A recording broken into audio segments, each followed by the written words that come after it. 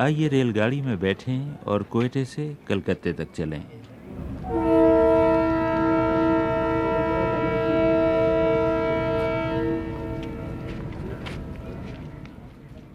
کیا آپ نے کبھی لاہور کا ریلوے اسٹیشن دیکھا ہے؟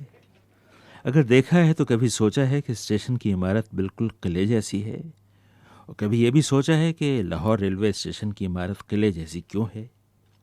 یہ عمارت قلعے کی شکل پر اس لیے نہیں بنائی گئی کہ لاہور کے قلعے کی یہ جڑواں عمارت کہلائے، بلکہ جن دنوں یہ عمارت بنی وہی دن تھے جب ہندوستان کے ایک سرے سے دوسرے سرے تک اہل ہند کے سروں میں آزادی کا سودا سمایا ہوا تھا اور وہ بدیسی حکمرانوں کو دیس نکالا دینے کے لیے سر سے کفن باندھ کر نکل کھڑے ہوئے تھے۔ لاہور اسٹیشن اور ریل گاڑی کی کہانی کا ایک کردار ایسا ہے جس کے ذکر کے بغیر یہ داستان مکمل نہیں ہو سکتی، اور وہ ہے محمد سلطان۔ یہ وہ شخص ہے جو صابن بناتے بناتے لاہور کی چھاونی اور ریلوے اسٹیشن کی عمارت بنانے لگا۔ وہ ایسی خوبیوں کا مالک تھا کہ انگریزوں کو شیشے میں اتار کر ملتان سے امرتسر تک ڈالی جانے والی ریلوے لائن کے ٹھیکے لینے لگا۔ اب تو خود لاہور والے بھی نہیں جانتے کہ شہر کی سرائے سلطان کون سے سلطان کے نام پر ہے۔ میرے ساتھی عارف فقار نے لاہور میں بہت عرصہ گزارا ہے اور محمد سلطان کے حالات جاننے کے لیے کئی کتابیں کھنگالی ہیں۔ میں نے ان سے پوچھا کہ یہ محمد سلطان کون تھے۔ یہ سلطان کشمیری جو تھے، جن کا بعد میں نام سلطان محمد ٹھیکیدار بن گیا، یہ بڑی دلچسپ شخصیت تھے۔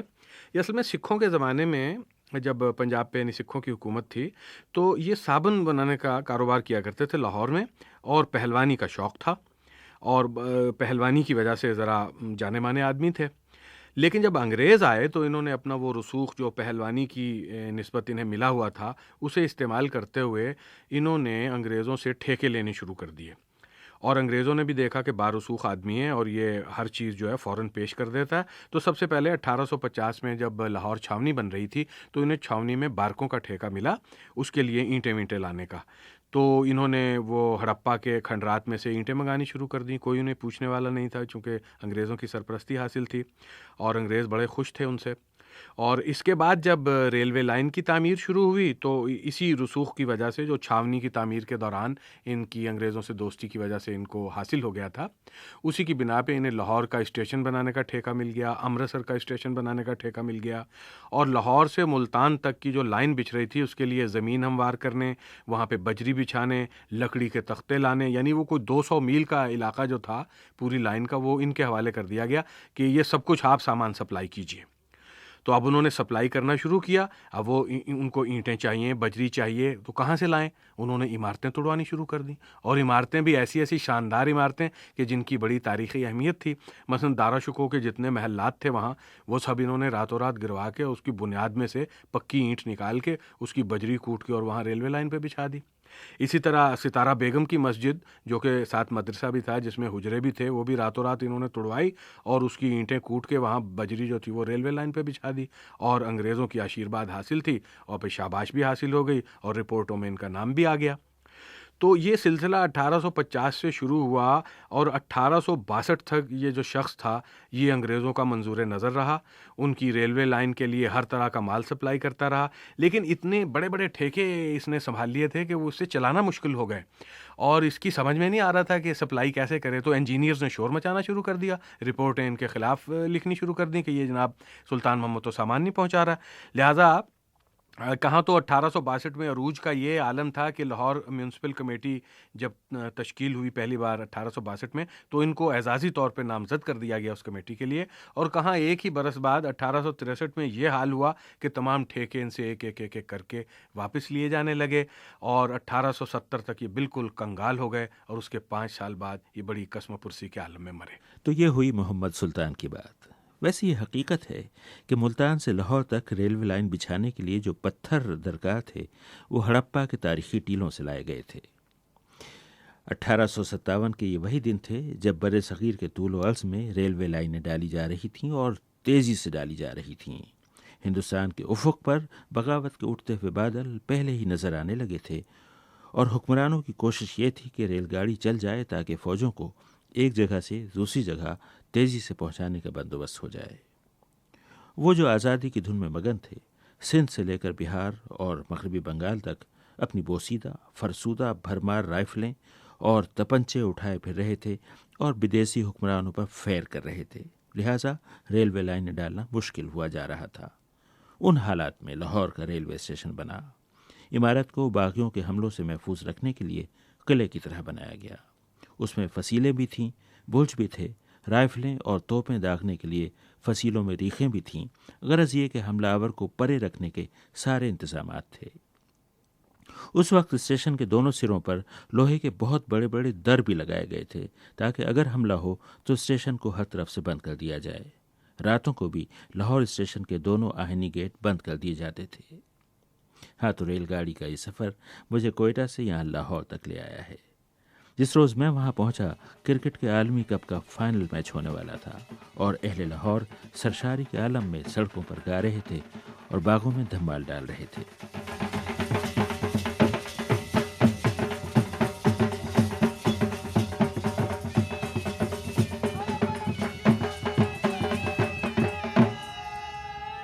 میں اپنا ٹیپ ریکارڈر اٹھائے لاہور کے ریلوے اسٹیشن جا پہنچا۔ 2 روز بعد مجھے سمجھوتا ایکسپریس میں بیٹھ کر سرحد پار کر کے ہندوستان جانا تھا۔ سوچا کہ چل کر کچھ معلومات حاصل کر لوں۔ اسٹیشن میں داخل ہوتے ہی ریلوے کے عملے کے کچھ حضرات ملے۔ میں نے اپنا تعارف کرایا۔ میں BBC لندن سے آیا ہوں، میرا نام رضا علی عابدی ہے۔ ایک صاحب نے مجھے بھینچ کر سینے سے لگاتے ہوئے کہا، میرا نام محمد یوسف کیانی ہے، یوں پیار سے لوگ مجھے بھولا کہتے ہیں۔ بس پھر سارے کام آسان ہو گئے۔ سمجھوتا ایکسپریس کس دن، کتنے بجے، کون سے پلیٹ فارم سے چلتی ہے، پاسپورٹ کہاں دیکھے جاتے ہیں، ٹکٹ کہاں ملتا ہے، مجھے نہ صرف بتایا گیا بلکہ لے جا کر وہ تمام جگہیں دکھا دی گئیں۔ لاہور ریجن کا ریلوے کا عملہ اتنا خوش اخلاق ہے کہ ہر شخص بھولا نظر آنے لگا۔ یہ سوچ کر میں خوشی سے جھوم اٹھا۔ اپنی گہری نیلی وردی میں وہ لوگ بڑے دیدہ زیب نظر آ رہے تھے، جیسے خوشحال اور کھاتے پیتے لوگ ہوتے ہیں۔ مگر جب میں ریلوے اسٹیشن سے باہر نکلا تو محسوس ہوا کہ تنگ دست، بدحال اور زمانے کے ہاتھوں ستائے ہوئے لوگوں کے مجمع کے درمیان آ گیا ہوں۔ یہ لاہور ریلوے اسٹیشن کے قلی تھے۔ کوئی ٹرین نہیں تھی تو ان کے پاس کوئی کام بھی نہیں تھا، سب بیکار کھڑے تھے۔ میں نے بات کرنا چاہی تو جھٹ تیار ہو گئے اور میں جو کچھ پوچھتا رہا دیانتداری سے بتاتے رہے۔ اسٹیشن پر جگہ جگہ لکھا تھا، قلی کا نرخ 7 روپے فی پھیرا۔ اس زمانے میں 7 روپے بھلا کیا ہوتے ہیں، خصوصاً پاکستان میں، جہاں اسی لاہور کے ریلوے اسٹیشن پر میں نے اپنی آنکھوں سے ایک غریب برقع پوش ضعیفہ کو دیکھا جو 100 روپے بطور رشوت پیش کر رہی تھی اور امیگریشن کا افسر وہ نوٹ حقارت سے ٹھکرا رہا تھا۔ اس کی کہانی جلد ہی میں آپ کو سناؤں گا۔ اس وقت میں قلیوں کے مجمع میں گھرا کھڑا تھا اور ان سے کہہ رہا تھا کہ 7 روپے فی پھیرا کا نرخ تو بہت ہی کم ہے۔ کم ہے بہت مہنگائی کے دور تک بہت کم ہے۔ لیکن لوگ کچھ اوپر سے دیتے ہیں کہ نہیں؟ کوئی دینے والا جو ہوتے وہ تو دے ہی جاتے تھے، نہیں دینے والے 5-7 بھی نہیں دیتے، 5 دے دیتے۔ لوگ جھگڑا کرتے ہیں؟ ہاں بالکل بولتے تمہارا 7 روپے فی پھیرا۔ لیکن لوگ مال تو بڑا لاتے ہیں، وزن بہت اٹھواتے ہیں آپ سے۔ ہاں بالکل۔ تو وہ آپ کہتے ہوں کہ 2 قلی کریں؟ سر وہ 100 بھی کوئی دے جاتا ہے، کوئی 50 دے جاتا ہے، کوئی 10، کوئی 5۔ خوشی سے جو دے جائے لیکن قانونی طور پر ہم نہیں لے سکتے۔ اب میں نے قلیوں سے پوچھا کہ آپ لوگ روز جو کچھ کماتے ہیں اگلے روز تک کھا پی کر برابر کر دیتے ہیں؟ اگر خدا نخواستہ آپ کسی وجہ سے کام نہ کر سکیں، مثلاً بیمار پڑ جائیں، تو کیا ہوتا ہے؟ پھر بس ادھر ہی دوائی میں پیسہ میں سے ہوئے تو لے لیتے ہیں، نہیں تو نہیں۔ کوئی تنخواہ سر، وہ کوئی جو پینشن، کوئی چکر بھی نہیں ہے۔ کوئی ریلوے کا اسپتال؟ کوئی ریلوے والے تو کلی کو نکال دیتے ہیں باہر، یہ کلی ہے۔ آپ کو ریلوے والے اپنا ملازم نہیں سمجھتے؟ نہیں سر۔ آپ کے بچے ریلوے کے اسکول نہیں جا سکتے؟ نہیں کوئی بھی نہیں، کوئی۔ آپ اسٹیشن سے باہر کے لوگ ہیں؟ بالکل باہر سے۔ تو آپ لوگوں کا کوئی یونین ہے؟ کوئی یونین نہیں ہے، یونین بالکل کوئی نہیں۔ مطلب آپ لوگوں کے حقوق کے لیے کوئی لڑائی نہیں لڑتا؟ کوئی نہیں۔ اچھا، بات ہوئی نہیں تو پولیس والے اندر کر دیتے ہیں تھانے میں، چلو بھائی۔ یہ بتائیں پولیس والے کتنا پریشان کرتے ہیں؟ بہت، کلیوں کو تو بہت پریشان کرتے ہیں۔ حالانکہ قلی تو غریب ہوتے ہیں۔ بالکل غریب کا احساس نہیں کرتے نا۔ میں نے قلیوں سے پوچھا کہ آپ لوگوں میں کوئی پڑھا لکھا ہے؟ صرف ایک ادھیڑ عمر قلی بولے، میں 6 جماعتیں پڑھا ہوں۔ میں نے پوچھا پھر آپ قلی کیوں ہو گئے، کوئی اور نوکری کیوں نہیں ڈھونڈی؟ ڈھونڈی ہے لیکن ملی نہیں ہے سال۔ ہاں یہ غربت بھی وجہ سے اس کام میں آ گئی. بات ہے. یہ 10-12 بندے گھر کے کھانے والے ہیں تو اور کوئی کام سرکاری تو ملتا نہیں ہے، نہ اتنے وسائل ہیں، تو بس مجبوری سے یہی کام کر رہے ہیں. مگر اس ایک اسٹیشن پہ اگر 500-600 کلی ہیں تو آپ کی آمدنی زیادہ تو نہیں ہوگی؟ مقصد ہے کہ کسی دن مل جاتا ہے، کسی دن نہیں ملتا ہے، کسی دن تھوڑا ملتا ہے، کسی دن تھوڑا زیادہ مل جاتا ہے. جی کچھ بھی ہو، پھر خیال آتا ہے کہ اسٹیشن کا ہونا غنیمت ہے. یہ نہ ہوتا تو اتنے بہت سے غریب اور ان کے بال بچے کہاں سماتے. اور آئیے اب ریلوے اسٹیشن کے ایک ٹیکسی ڈرائیور سے باتیں کریں. قلیوں سے گفتگو کر کے میں ٹیکسیوں کی طرف بڑھا. پیلی چھت والی بہت سی ٹیکسیاں کھڑی تھیں. مجھے تو انگلستان کی عادت ہے، مسافر سب سے پہلے آگے کھڑی ہوئی ٹیکسی کے پاس جاتا ہے. 4 قدم جانا ہو یا 40 میل، ٹیکسی ڈرائیور سعادت مندی سے بٹھا کر منزل پہ پہنچا دیتا ہے.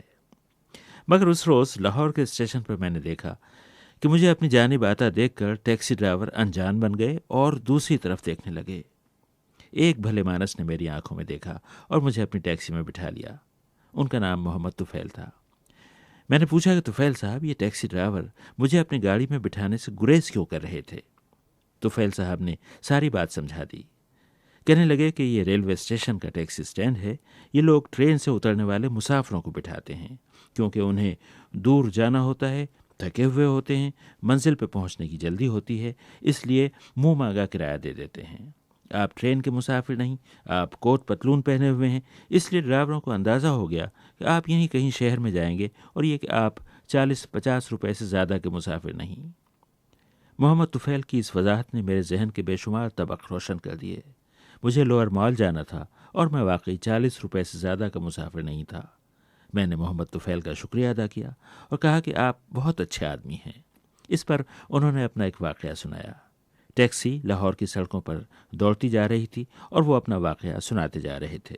ایک بار ادھر گلبرگ میں سکیم موڑ سے ایک سواری اٹھائی میں نے. ان کی شادی تھی، ان کا بیگ رہ گیا ڈگی میں. میں گھر چلا گیا علی رضا آباد علاقہ نواز صاحب ریونڈ روڈ. تو 11:30 کا ٹائم ہو گیا تو میں سونے لگا. ایک آدمی آ گیا، وہ کہتا مجھے اسٹیشن پہ چھوڑ کے ہم نے اسلام آباد جانا ہے. میں نے کہا چلو بھائی، میں چھوڑا تھا. جب ادھر گاڑی آ گئی وہ اپنا شالیمار، تو ہم نے لالچ کیا بھی چلو کوئی سواری اٹھا لیں. جب سواری اٹھانے لگا تو بیگ ڈگی میں. مجھے معلوم تھا کہ ان کی کوٹھی کہاں. ہاں میں پھر رات کو 2 بجے گیا ان کے گھر. اللہ جانے ان کے گھر میں تو ایسے تھا جیسے قیامت آ گئی. اللہ جانے اس بیگ میں کیا تھا کیا نہیں تھا مجھے نہیں معلوم. ہاں میں نے ان کو کوئی چیز اس کی چھیڑی، یعنی کہ ایسے بھی ہاتھ بھی نہیں لگایا اور نہ لگانے دیا سواری کو. میں نے کہا بھائی اپنا سامان اوپر رکھو، یہ نہ ہو کہ میں پھر بول جاؤں تو آپ لے جائیں. ہاں بس وہ جب میں ان کے گھر گیا انہوں نے مجھے 200 روپیہ دیا. تو کہنے لگے بھائی آپ کی بہت بہت مہربانی، آپ جیسے اچھے لوگ ابھی بھی ہیں. میں نے محمد طفیل سے پوچھا کہ پولیس والے تو آپ کو بہت پریشان کرتے ہوں گے. کہنے لگے کہ میں نے ایک کاغذ درست کر کے رکھا ہے، ہر ٹیکس اور ہر فیس کی پائی ادا کر رکھی ہے. یہی وجہ ہے کہ میں نے آج تک کسی پولیس والے کو رشوت نہیں دی. بتانے لگے کہ ٹیکسی ڈرائیوروں کو پولیس سے زیادہ جرائم پیشہ گروہوں کا خوف ہے. ہمارے سکیم موڑ کے کافی ڈرائیور مارے گئے ہیں اور 1-2 گروہ پکڑے بھی گئے. تو پتہ نہیں کیا کیا کیا نہیں کیا. لوٹ لیتے ہیں ڈرائیوروں، لوٹتے بھی ہیں، جان سے مار دیتے ہیں، ذبح کر دیتے ہیں. آپ کی کوئی ڈرائیوروں کی کوئی یونین وغیرہ ہے؟ سب کچھ ہے لیکن کرتے کچھ نہیں، سب کھانے والے جڑے. یہی بات مجھ سے ملتان کے اسٹیشن پر ایک غریب کلینر نے بھی کہی تھی. میں اور ڈرائیور محمد طفیل باتیں کرتے چلے جا رہے تھے. لاہور کی سڑکوں پر کرکٹ کے عالمی کپ کے تعلق سے سینکڑوں طرح کے اشتہاری بورڈ لگے ہوئے تھے. سڑکوں پر چھوٹے چھوٹے لڑکے اخبار بیچ رہے تھے اور چوراہوں پر رکنے والی موٹر گاڑیوں کی کھڑکیوں میں منہ ڈال ڈال کر اخبار کی سرخیاں سنا رہے تھے. ڈرائیور محمد طفیل کو پتہ نہ تھا کہ میں منزل پر پہنچ کر انہیں 40 کے بجائے 100 روپے دینے کا ارادہ کر چکا ہوں. ابھی وہ قتل ہو جانے کے اندیشوں کی بات کر رہے تھے. مگر اب وہ اخبار بیچنے والے لڑکوں کی شرارتوں پر ہنس رہے تھے اور اخبار کی فرضی سرخیاں سن کر کہہ لگا رہے تھے. بہت اچھے آدمی تھے محمد طفیل. ہاں میں سری لنکا جیت رہا ہے. آج پاکستان نے کب لے جانا ہے.